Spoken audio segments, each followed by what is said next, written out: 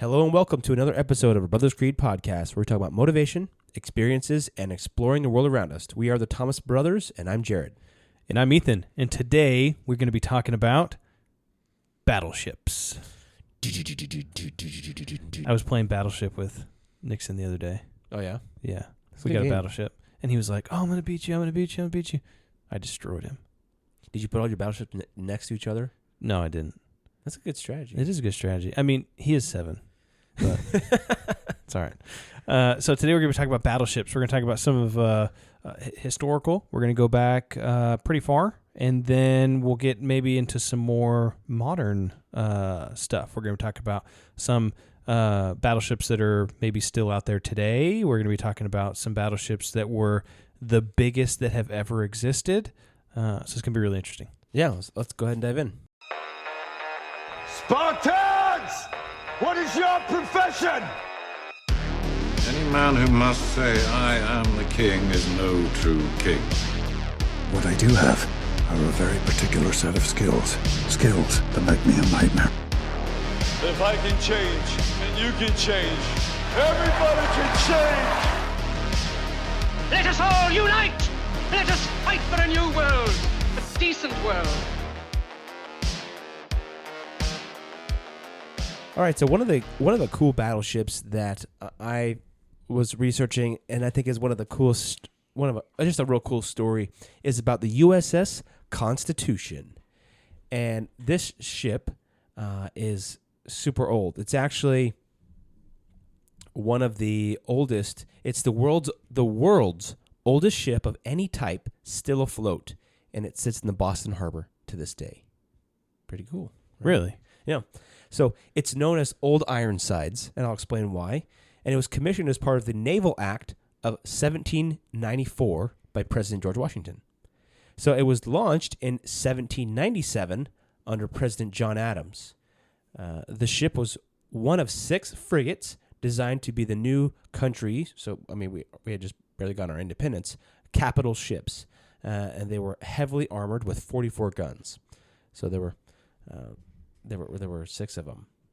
So the construction is actually kind of interesting. The designer Joshua Humphreys designed the ships in an unusual way compared to how other frigates at the time were built. He built the ship very long and narrow, and it was actually very deep as well. They were very heavily armored, and they had the guns mounted obviously on each side, and the beams, the cross beams he laid them in diagonally, which reduced the bending to make the ship even more sturdy. It was interesting. I also think that, I also read that the ship was made of pine and oak, and the oak that was used is hard southern oak from the live oak trees that are actually out of Georgia. So they pulled live oak. If you've ever been to see pictures of Charleston or Savannah, you see those live oaks with that gray moss, Spanish moss hanging off of it. Those are old man's beard. Yeah, those are very strong trees, and they were basically where those trees that was pulled for this ship. They were cut, I guess you could say, out of an island off the coast of Georgia. So pretty cool, especially since we're from the South and we love that history. So they were, and I actually think that there was also like a copper. At one point, there might have been like a copper sheath around the outside of the boat as well. So it's built in a very unique way. It's very, very tall and long as well. And so the ship kind of went right out of the gate. One of the interesting stories that I was reading is that it was sent to patrol from Boston, New Jersey, all the way down to Savannah. And it was patrolling. This was like the first patrol it was on. And they caught they were supposed to be looking against Frenchmen or something like that. And they caught a merchant ship. And they were like, oh, we're going to capture you guys. And they captured the boat. And they took the boat back to, I think it was Boston Harbor. And they had the merchants in jail. And it turned out that the merchants were actually legitimately telling the truth, and they weren't. Some of them were French, but they weren't part of the French army. Yeah. And so the U.S. government ended up he's setting them free. Like they paid him out $11,000 as like restitution. Whoops. So it's like, oopsie. We might have been a little ambitious. Yeah. Sorry. Yeah. So the ship really got its big name from the War of 1812, which was with the British. The ship, captured numerous merchant ships and defeated 5 British warships. The nickname Old Ironsides and public adoration saved the ship from the scrapyard. So before I get into some of the stories, well, actually, I'll get into some of the stories about it first, and then I'll tell you what happened. Why did they call it Ironsides? No, I'll tell you. Okay. So I mean, I know why they call it Ironsides, but just for the listeners. Yeah. So one of the stories that was interesting is there was a captain of the ship, John Rogers, and this is just kind of a cool story that of bravery, I thought. Was off the coast of New Jersey when he was he was captaining the ship, and when he spotted 5 British ships, and he was like, "Oh no, I've got to outrun these guys," and so because he knew that he couldn't handle all of them, so he ordered the crew to put out the lifeboats onto the side of the ship, and then he basically started towing the USS Constitution to try to outrun these British ships. So he had the guys paddling in these lifeboats, and they wet the sails so that they could, quote, catch every breath of wind. So they had the sails full mast. They had these boats that were like literally guys were paddling, and then the British were like, "Oh, we got to do that." So the British mirrored them, and they were doing the same things. And those on the USS Constitution, they dumped out 2,300 gallons of drinking water so they could go faster. And there was a little bit of cannon fire, but basically they were just so far out of range. And the chase lasted 57 hours in the July heat. Oh, geez. Can you imagine paddling in a lifeboat for 57 hours because you knew that if you didn't outrun these guys, you're basically going to die? Anyway, they eventually made enough distance from them that the British gave up in that chase. So that was kind of a cool instance of when they were able to escape, being captured or killed, and that he didn't give up doing that. Another story that was really cool is that this was a little bit before that. The ship departed from Boston on the 14th of August and encountered another ship in the darkness on the 6th of September near the Rock of Gibraltar. And the Constitution went to general quarters and ran alongside the unknown ship. And so Preble, who was the captain of the ship, hailed her, only to receive a hail in return. He identified his ship as the United States frigate Constitution, but received an evasive answer from the other ship. Preble replied, "I am now going to hail you for the last time. If a proper answer is not returned, I will fire a shot into you." The stranger returned from the unknown ship, "If you give me a shot, I'll give you a broadside." Preble demanded the other ship identify herself, and the stranger replied, "This is His Britannic Majesty's ship, Donegal, 84 guns, Sir Richard Strachan, an English Commodore." He then commanded Preble, "Send your boat on board." So kind of give up or come over or surrender, basically. Preble was now devoid of all patience and exclaimed, "This is the U.S. ship Constitution, 44 guns, Edward Preble, an American Commodore, who will be damned before he sends his boat on board any vessel." Then he said to his crew, his gun crews, "Blow your matches, boys." So get your matches for your cannons like red hot. So Get ready to fire, And so he was ready to go, man, against this giant like British 84 gun ship, right? Well, turns out there was a misunderstanding, and the second lieutenant of that other ship came and was like, whoa. We're not actually that big British ship. We're actually just like a small 24 gun outfit, and we're actually not interested in like fighting. And so it was kind of a misunderstanding, but Preble didn't know that. But his men were like, "This guy's got some serious cojones on him," because he was thinking he was going up against a ship that was twice his size, twice the amount of guns. So I do have a question though. So in the 1700s, how do you hail from one ship to another? Do they just stand on the side and like yell back and forth? I think so. I think they were really close. So they pulled up beside, and I was like, well, how did they do that? I was like, they couldn't have done Morse code. I don't even think that was even invented yet. So you think you would see how many guns he had, though? You would think, yeah, or he could just tell, but he said it was dark. And maybe that's true. He slipped up behind the ship, right by the ship. And he said, "Hey, you know." I think they were yelling back and forth. I mean, obviously you can't. Hey, yo, what are you doing? Morse code. So I don't think they had Morse code in the 1700s. I think that was invented in World War II. I was gonna say like the early 1900s, maybe. So Preble won the respect of his crew by showing that he was willing to defy a presumed ship of the line. That's what it's called. A ship of the line was basically a prevailing warship that would be on the front line of battle. That's a big boy. Blow your matches, boys. Yeah, let's get going. And so they called themselves Preble's Boys because they were proud to be under his tutelage and under his captainship. Is that kind of like the Proud Boys? No. But they were proud to be Preble's Boys. Oh, okay. And some of the other adventures, the ship was served as a flagship in the Mediterranean and African squadrons. There was a battle in Tripoli where one of the 6 sister ships was fighting with some of the British and French warships in Tripoli, and then because of the way that they were engineered, one of them ran aground, and then the men, basically burnt the thing to the ground because they didn't want the enemies to get it. And it's interesting when you look at talk about ship warfare, especially during times of war.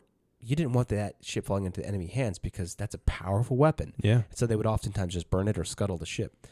So that was kind of cool.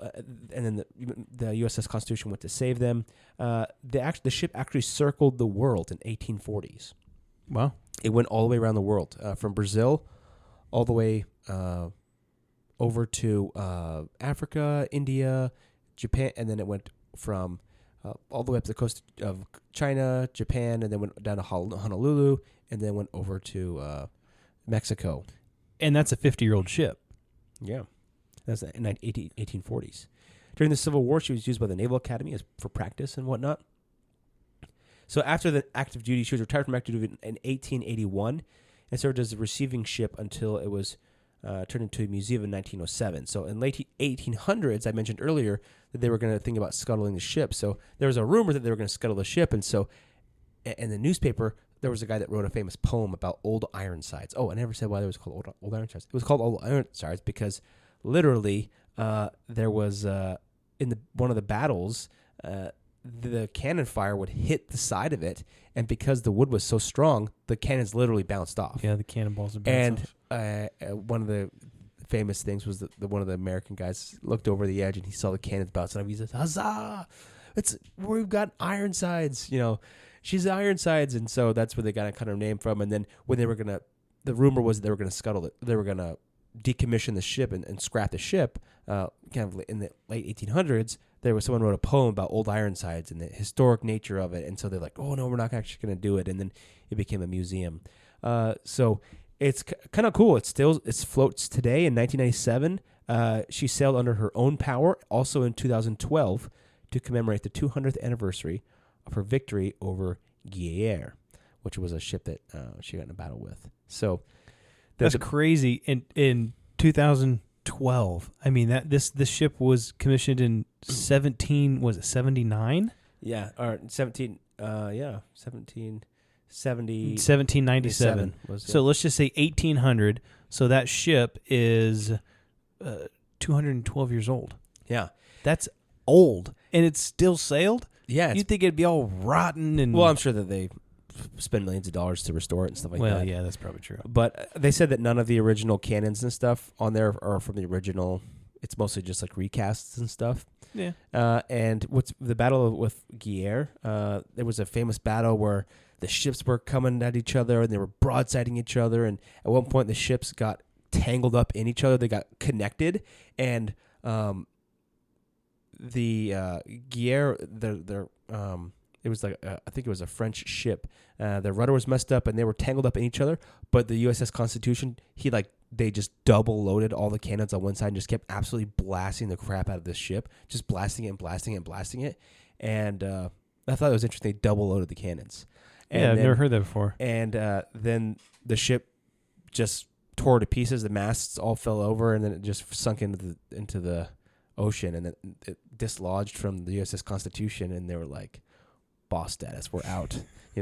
So I thought that was kind of a cool. Can you imagine being stuck, and then like a ship that's stuck on you, you can't get away, and they just keep absolutely blasting you with cannon fire, like from mere feet away, I envision two people that are like attached at the head, and they're just like punching each other. It's like those deer who get their antlers caught together. Yeah, they're just like. Imagine getting your antlers caught together with another deer, but that deer has like a pistol, Uzi, and he's just lighting you up. So anyway, that's the story of the USS Constitution. So you can tell your friends at work, hey, do you know what the oldest ship, the world's oldest ship still afloat today is? The USS Constitution. Old Ironsides herself. That's right. That's cool. That's a cool story. All right. So the first one I'm going to talk about today is the Japanese battleship Yamato. And this ship was pretty cool. So this ship was commissioned in the 16th of December, 1941 by the Japanese government. So it was commissioned what... But by commission, do you think that's when it was like set out, or it was just when it was like start building it?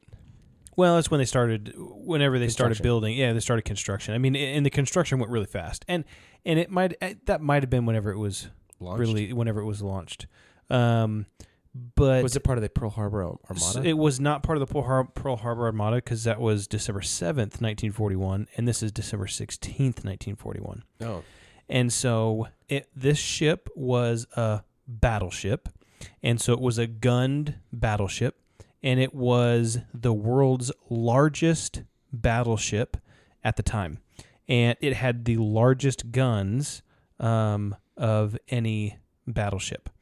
It was 862 feet long, and from the time of the construction, the Yamato carried actually at 862 feet. That the Bismarck was 823 feet. Oh, so this one was a little bit bigger than the Bismarck. Okay.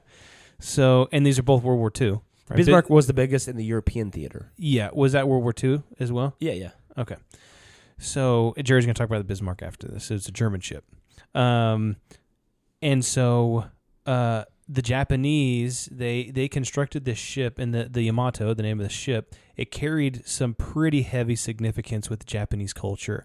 The battleship really kind of represented the whole epitome of imperial Japanese naval engineering and the strength of the Japanese. They had just attacked Pearl Harbor, and they had just awoken the sleeping giant, right? And so they came out with this massive ship. The United States is a sleeping giant. Yeah. And they built this massive ship that had the largest guns of any other ship out there. And because of its size, its speed, and power, it visibly embodied Japanese determination and its their defense against the interest of the Western powers, which was the United States. And the emperor himself, the Japanese emperor, actually he christened it himself, and he blessed it whenever the ship came out. So the Yamato was very symbolic, and to the Japanese citizens, it was so symbolic to them, and they made such a big deal of it in Japan, that they held the belief that their country could never fall as long as the ship was still able to fight. That puts a big target on that ship's back. So that's like if we say, if the Statue of Liberty ever falls, America will fall. What do you think's gonna be the number one target for any? That's things that get nuked the next day, man. Yeah, seriously. So it was kind of the pride and joy, right? But the thing is that although this ship, the Yamato, was a very strong vessel, World War II was so much different than even just World War I. World War II was really, it was a war that was dominated by in the skies, right? The airplane technology had come so far that it was just the advancements. It was hard for some of these ships, these battleships, and anything, even just to keep up with the advancing technology of aircrafts, and actually being able to tilt their guns up high enough to shoot at the aircrafts in the sky. And so that was really where its capabilities saw a really valuable kind of, I guess, failure in its abilities. It had these massive guns, but it really struggled with fighting oncoming opposing forces from the air. So in April 7th, 1945, the United States they had like 1,500 battleships and aircraft carriers and other ships and frigates and all this sort of kind of stuff that they had in the Pacific Theater, and that were basically, they were on a trek to Okinawa, right? To invade kind of Japan was what Japan thought was going to happen. And so Japan they had this culture at this time that they had developed with kamikaze fighters and kamikaze planes that they would just suicide bomb into different ships. And so under the command of the Emperor in 1945 on April 7th, he commanded that the Yamato actually deploy on what really they called it a surface special attack force assignment. Basically, it was a suicide mission to go head first at the United States Armada. No way. And there was other ships, they had some aircraft carriers and they had some other types of ships, but this one kind of, the Yamato kind of went full bore, full steam ahead, like just in their prize jewel out in the middle of, to be overrun like that. Yeah, so that's something that the Emperor writes about a little bit later. So it's basically a suicide mission to drive back the U.S. forces that were wanting to land in Okinawa. And let's say it didn't go too well. Right? So the ship was engaged in fighting, and it was sunk by the American planes during this operation, which they called it Operation Tengo, on April 7th, 1945. Of the crew, which was 3,332 people, only 276 people survived. So over 400 planes from 6 U.S. aircraft carriers attacked the ship. Both fighter planes and dive bomber planes is what the United States had in that time. And the Yamato was hit by at least 11 torpedoes, 6 bombs from the dive bomb planes. And there could have been actually 2 or 3 more torpedo or bomb hits that were not confirmed. So the ship basically caught on fire. And then what happened is the fire got into their weapons storage and just blew the thing to smithereens. And it blew it in half, basically. And so it sank to the bottom of the ocean, about 50 miles off of the southwest portion of Japan. Pretty close to home. Yeah, and so not too far. Did it sink any ships? I don't know. It didn't say if it had actually sank any ships, because I don't think it got close enough to. Actually, I did read a thing that though it was the largest ship, it was actually had not received any, like, because sometimes ships will receive like commendations or medals or whatever else, and this ship had not received any medals. Didn't basically see any action until they just sent it right to the heart of the storm. Yeah. So experts believe that a fire raging in the battleship's aft secondary magazine, which is kind of where they kept a lot of the weapons, caused a ton of ammunition to ignite almost simultaneously and blasted the ship in half and sank. So it sank to the bottom of the ocean at that point, 1,200 feet deep. That's not really deep. Yeah, that's deep. So, based on his, so what happened, right? Based on his personal records, so they took they found the journal of the Japanese emperor at that time. Based on his personal records, the emperor regretted sending the ship in a reckless tactical move. Is quoted from his from thing. So this is a quote. He says in his journal, this is the emperor who sent the battleship, the Yamato, into battle. He said, "The fact that the much valued Yamato was deployed on that occasion without contact with aircraft made it a failure. And it was an inconsistent strategy and a ridiculous battle." So he's just kind of like, yeah, I probably shouldn't have done that. Probably should have waited for backup, right? Instead of just sending. I mean, I don't know if they were just so confident. 400 planes coming around to battle that thing, dude. That's massive. Yeah. So, really, it's kind of a testament to the outdatedness of those types of battleships. Yeah. I mean, those battleships really are only really good for providing land coverage, like our battleships we had over there. They're like, pound that ridge. Okay, well, we're gonna pound the ridge for an hour and then go move in. And that was really like that artillery was basically the usage of those. But when you're in open sea, you're outranged by those planes. Yeah. And it's kind of interesting because I was reading this thing on the Yamato, and one thing that this article said is that the tactics that led to the loss of the Yamato were really emblematic. So they were a representation of the irresponsibility of the strategies that Japan had going into, number one, a war, knowing that they could not win and continuing to fight even when defeat is inevitable. They knew they weren't going to be able to beat the United States. Yeah. I mean, it was like, but that was the kind of the same tactic of, oh, well, I'm going to awaken the sleeping giant, right? Or I'm going to send this one ship out against all of these other ships. And it was almost like this, I guess, false sense of confidence or whatever else that, really was the demise of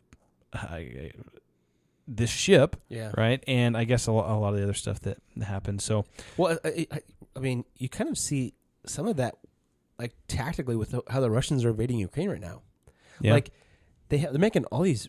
Well, from what I can see on the news, which half the time I don't even know if it's just propaganda from our side, because you can't hardly believe what you see. Some of the videos they're showing are from like Lebanon and stuff like that. You're like, what the heck? But some of the stuff that I have seen is like there's this giant caravan and there's like 30 miles of just trucks lined up on the road. I'm like, dude, all you need is like one or two warthogs in there and just absolutely run down that entire caravan. I personally feel like, Russia is a very large and a very powerful country, and this little country of Ukraine is just defending itself against this, oncoming. I just feel like Russia's kind of just playing. I don't know what they're doing. Where are the rest of their forces? I don't know. Yeah, they're sending over guys that, like, literally. I saw a picture, and I'm pretty sure this is legitimate, but they had like one of the Russian soldiers had a freaking bolt-action Mosin Nagant. Like, that's a rifle that they used in World War I. Like, that was the issued rifle that he had. It's like, dude, what do you do? Like, it's his grandfather's weapon. Yeah, you'd think that Russia would just be like, if they really wanted to take Ukraine, they would just freaking do it. Well, I don't know. It almost seems like they're just playing. He's sending he's sending in like the 10th string players right now just to go in there and just wreak some havoc.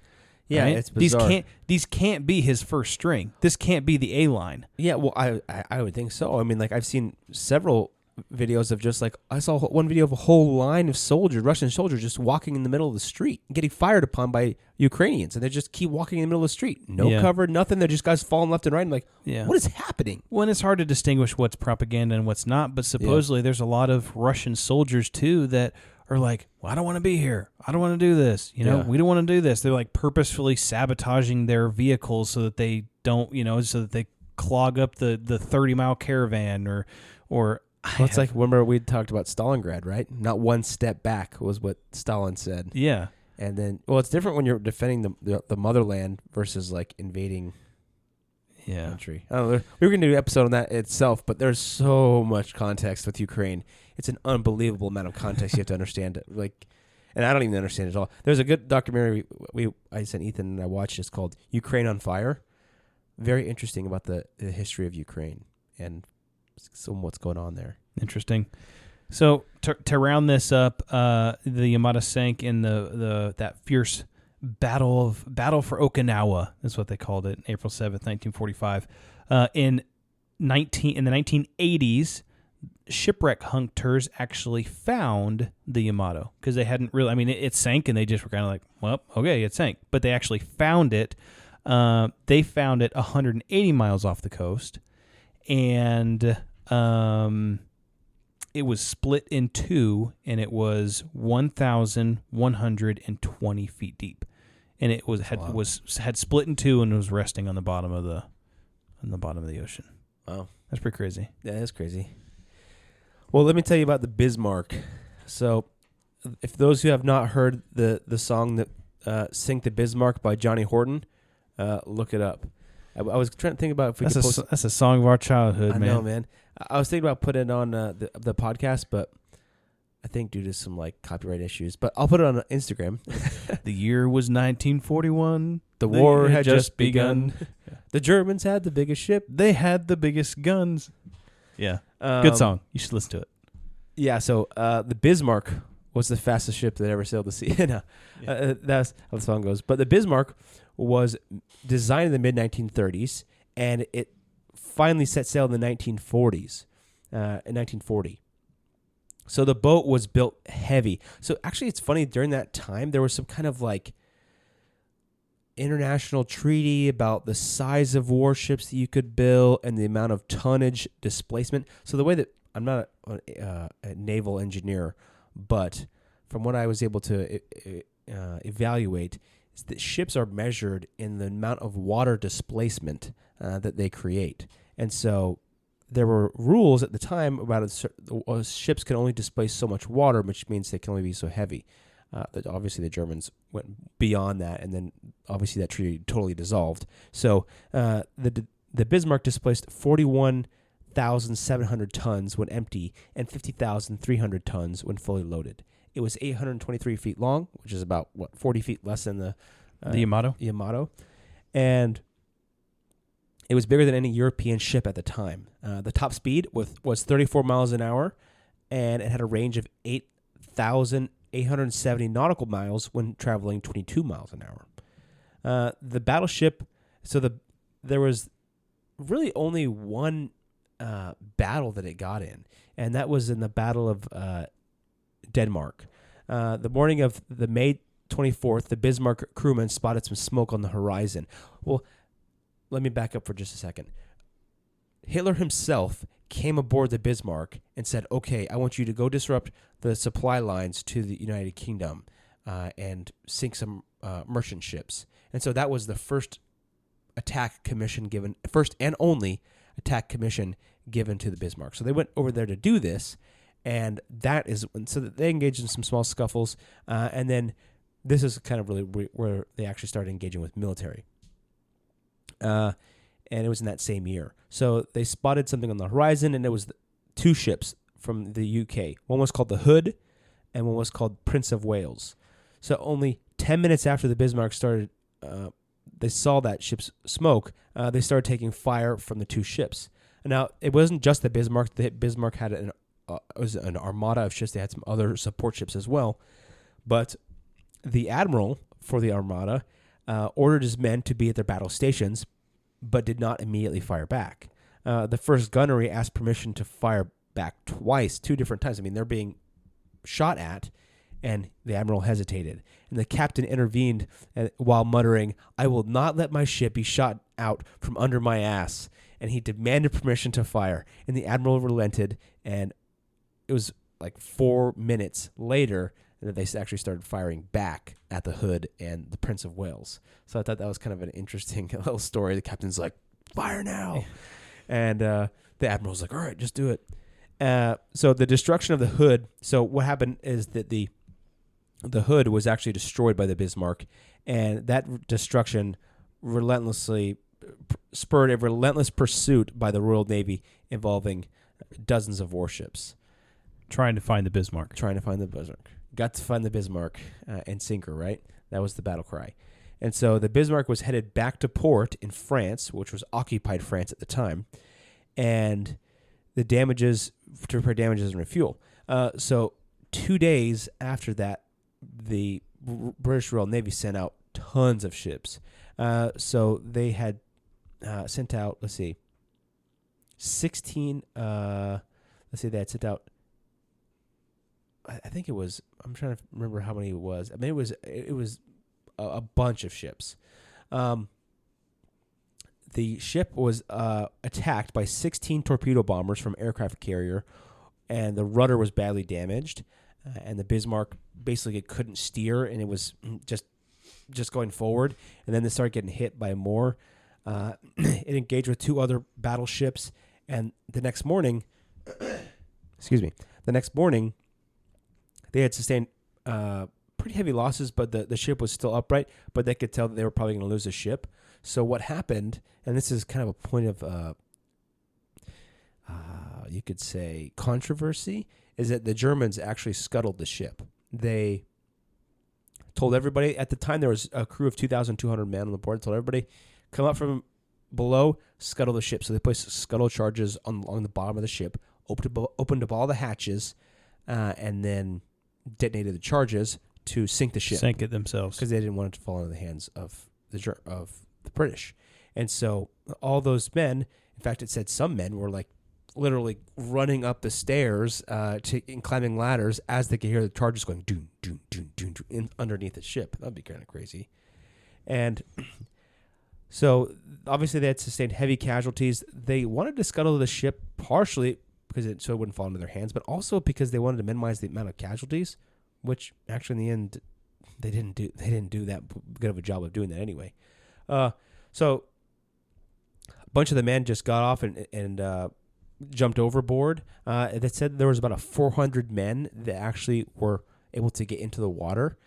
Some survivors reported saying that Captain Lindenman, the guy who said, "I'm not going to get this ship shot out from under me," was standing at attention at the stern of the ship as it sank. And only 114 survived. Out of 2,000. Out of 2,200 men, 400 they got in the water, only 114 actually survived. And some of them were rescued by Great Britain, but others, but then the British thought they saw a U-boat coming, and there was a U-boat coming. A U-boat came and rescued like 4 or 5 guys.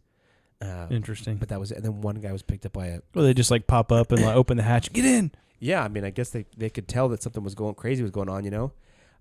But they said that the Bismarck, when it was sinking, they were all in the water, right? And just imagine, like, the thing was listing so bad that the tower... Well, let me just back up just a hair. The Bismarck had giant cannons on it. It was a battleship, but it actually did have a little bit of a runway for small planes. It had 2 or 3 small planes that they could fit on it. And when the thing was... So back to when everybody was in the water, the thing was like listing so bad to the side that basically one side was totally underwater and the deck was underwater, and they could see the whole other side, and they were like, oh, there's not even that bad of a damage. They thought it was way more damage than it actually was. And then the whole thing kind of sunk to the bottom. So the ship only really was involved in one major offensive, and it was launched, and it was alive less than a year. So similar to the Yamato, right? Yeah. Is it Yamato? Yamato. In 1989, so also the 80s, the ship was located and explored. It was found in the water, right? And by submarines. And the ship was actually in remarkably intact condition. It's laid out perfectly on the ocean floor, and there's no hole. The hull hasn't been crushed at all. So usually what will happen is you'll have air pockets within the compartments. So when the sink ships, the weight of the water will crush the air-filled compartments. Air-filled compartments because there's a difference in pressure, and so there was no hole crushing at all. It looks like it's perfectly preserved along the bottom of the ocean, and so they say, well, that's another reason why we believe it was actually truly scuttled and not sunk by the British, is because it was in great condition. And also, they flew like the submarines around it. Flew, I guess you fly underwater, right? And the submarines didn't see any major torpedo damage along the sides. Like it was below the water line of where the ship would be floating. So they said, well, the people who looked at it said, well, it probably could have lasted for another day or two, but eventually it would have sunk. And maybe it could have made it to port or something.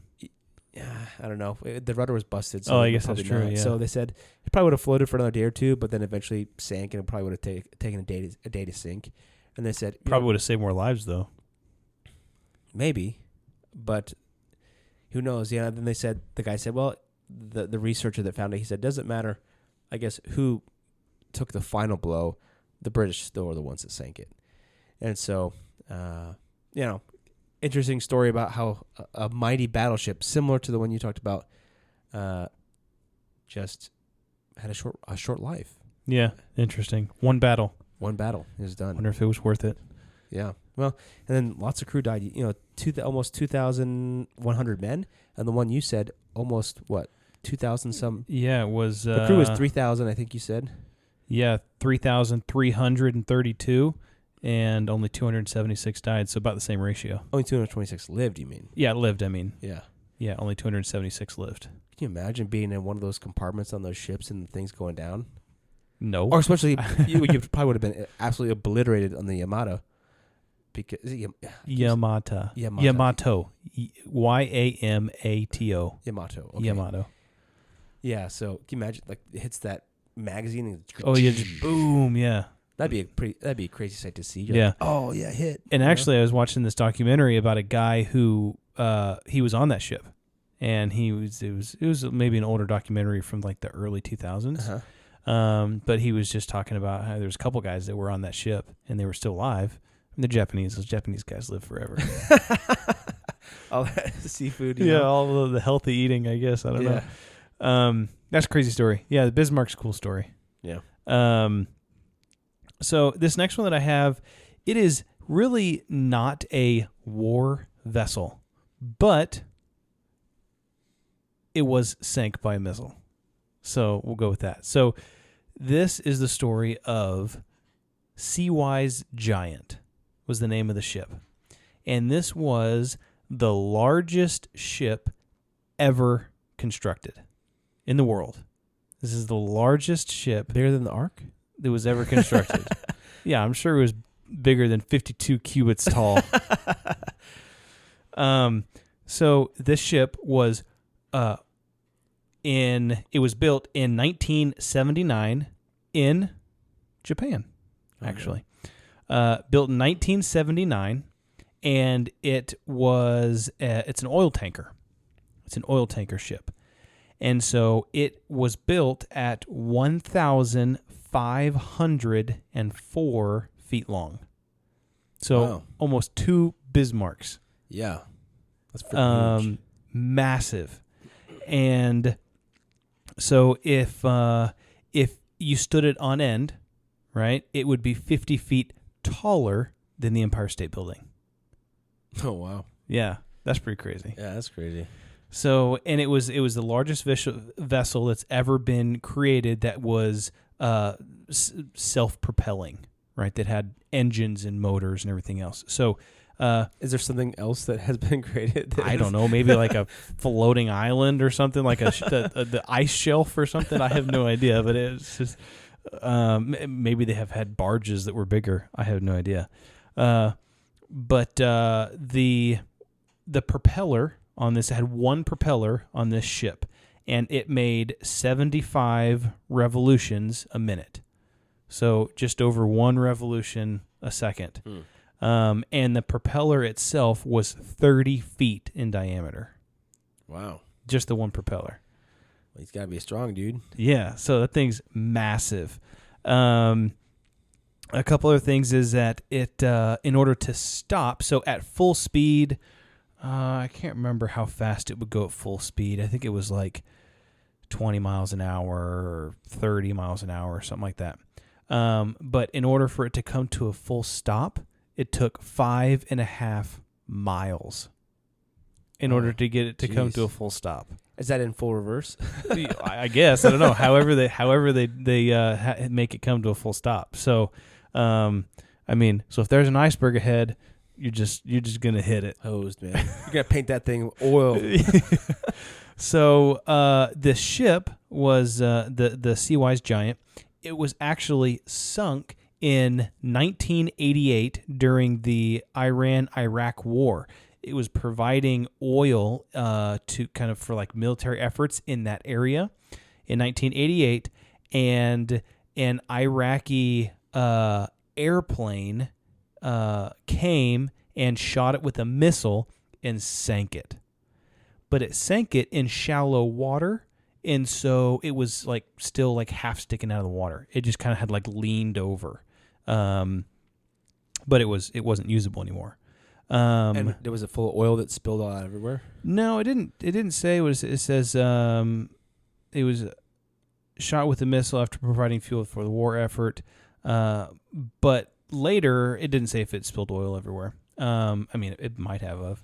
I know that there was like 4 or 5 large tanks, like containers, that were in the ship, and so maybe it hit one, not the other ones or whatever. But it was actually later salvaged. They went out there and they salvaged the ship. They lifted it up and repaired it enough to where they could tow it, and they actually restored it into service. This was like 10 years later. Well, maybe not that much, maybe like 5 years later. And so the vessel was actually converted and then to a floating storage facility off of the coast of Qatar, and so in the Persian Gulf. And so basically it was like, a mile off the coast, and it would just sit there, and they just used it as a storage facility for oil. Oh, really?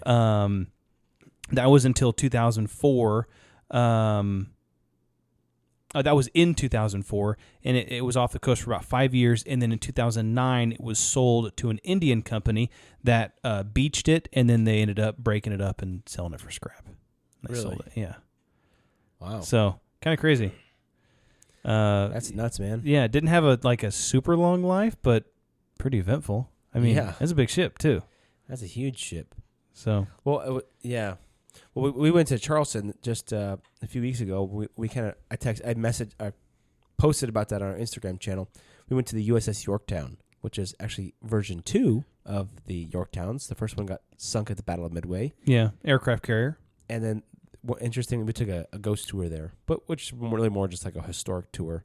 But the guy said that after it was sunk in the Battle of Midway, they renamed this new battleship Yorktown to mess with the Japanese sense of suspicion, like superstition, just to think like, oh my gosh, this thing's back from the dead, Yeah, and I think it was this Yorktown in 1945 that was in the Armada that some of the planes that attacked the Yamato actually came from the Yorktown, and so they were instrumental in the sinking of the Yamato, which is kind of interesting.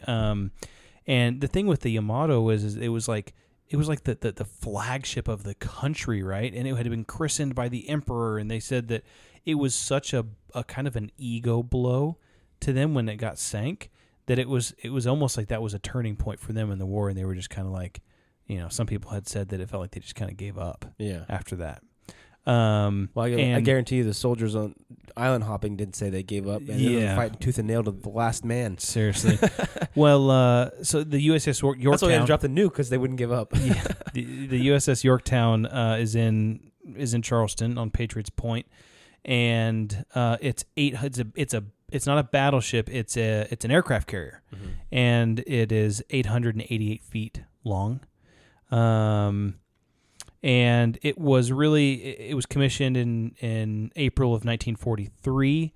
I think it was finished there close by after. And it really was it was utilized in wars and confrontations until right up into Vietnam. After Vietnam. And after 75, they parked it in Charleston Harbor. Yep.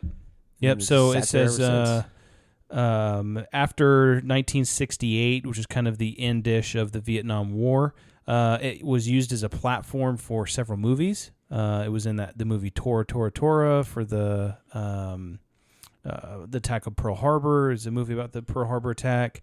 It was also used as a recovery ship for the Apollo 8 space deployment. It was used there. It was also commissioned and conducted some missions that were kind of with Operation Peacekeeper in the Atlantic. And then in 1974, the Naval Department approved the donation of the Yorktown to Patriot Point Development Authority in Charleston, South Carolina. And it was towed there from New Jersey, and it was parked at Patriots Point in 1975, and it's been sitting there ever since. Yeah, it's really cool. It's a cool ship. It's a cool ship. It's like a labyrinth in there, man. Yeah. We were there, and there was a bunch of Boy Scouts spending the night in there, and they had basically free roam of the entire ship all night if they wanted. Yeah. And I'm like, man, that'd actually be a really cool camp out. Yeah, it definitely would. So Jared and I, we went there, and we did a ghost tour. So it was at night, and we got to go through the ship, and it wasn't really like a scary ghost tour, but it was kind of informational. But they told us some different things about people or whatever. And one interesting story. Whenever we were there, we were in sick bay, and Jared and I, we were standing there, and we were there's like all these sick bay racks where people would sleep on whenever they were in really sick. These people that are really sick in the sick bay. And Jared and I were just standing there. We're kind of leaning against one of these racks, and this guy was telling a story about the first guy that ever died on the USS Yorktown. I can't remember what his name was, but he died, and he goes, and the guy goes, and he died in that bunk right there. And it was the one that Jared and I were leaning against, and we were like, oh, okay. But then the better part of the story was the guy says, do you know what he died from? We were like, I don't know, maybe he fell overboard, or he died during a war or a battle or something like that. And the guy said, no, he died from lice. Yeah. And we were like, oh, maybe I shouldn't be leaning against his bunk. But that was 50 plus years ago, yeah. So probably safe. And he said that he died from lice. He had lice so bad that he was just scratching and itching so bad that he would just tear up his skin, got massive infections, and died from infection and sepsis. And he was the first person that died on that ship. And I guess the ghost tour part of it is, he says that sometimes you can see shadows in this room of a guy hiding in the corner, and they think that it's that guy that died in there, and it's just like, it's funny. Yeah, the little kid was like, I just saw a shadow. Yeah, there was like, cool. Yeah, there was like a 10-year-old kid in there or something like that, and he's like, I just saw a shadow run across me, and the guy was like, oh, yeah, well, he likes kids. Yeah, so it's just like, okay, yeah. But it was cool, and they actually did like a Ghost Hunters episode on Discovery Channel or something like that on the ship, and they did find some interesting stuff. I mean, it wasn't like demonic this and that, but it was just they did find some weird things on sensors. They did some laser things where you could see, looked like somebody was walking, but there was nobody actually there, and just some kind of cool stuff. But yeah, it was cool. It's just a little bit of the history. It's cool to I love. I don't know. I've always been a massive fan of history, and just going and seeing something like that. I mean, that ship has been there.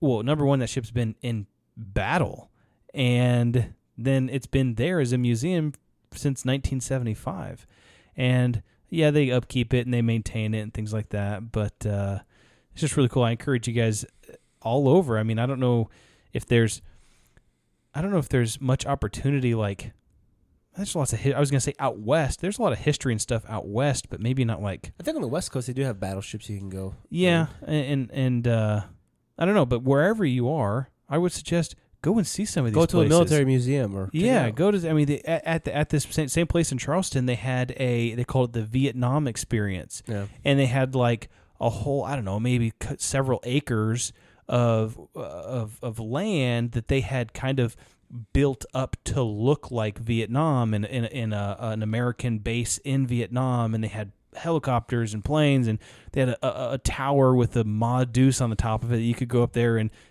press the button, and it would like fake shoot 50 caliber rounds all over the place, and it's just really cool. It's like stuff like that. I mean, history is who we are, and it's why we are here today. And I just love stories from history. They say when you get to be 30 years old, you have to make a choice. Either you start smoking meat or you learn about World War II history. I think you've made your choice. I think we've made our choice. Yeah. It's a more healthy option. Yeah, either that or you become anal obsessive about your lawn. Yeah, that too. Well, yeah, I wish I had a nicer lawn, but yeah. Well, anyway, you can only I'd rather learn about World War II history. Yeah. And I do like smoked meat too. So. Yeah, I do, but I don't have hundreds and hundreds of dollars each month to spend on smoked meats. Not yet. Yeah. Well, this has been a great episode. Hopefully you guys have enjoyed this. Lots of cool stories about old battleships and some of the lessons we learned from history. So don't send your prized stallion on a suicide mission against 15 other stallions with airplanes. Yeah, or the Bismarck was the prized stallion of the German fleet too. That's true. Actually, there was two. Well, I've already explained, but there was actually two ships that were like Bismarck class ships. But the Bismarck was certainly one to remember. Yeah, definitely. So, hey, at least the USS Constitution lasted, right? Yeah. Yes, old Ironsides herself, still kicking. So, thanks all for joining, and follow us on Instagram, and we'll post some pictures of these ships. Also, you can hear the Bismarck song. We'll post it on there, and we'd love to have you follow us and recommend us if you want us to talk about anything on the podcast. We're happy to do that. All right, let's build that creed together. Let's do it.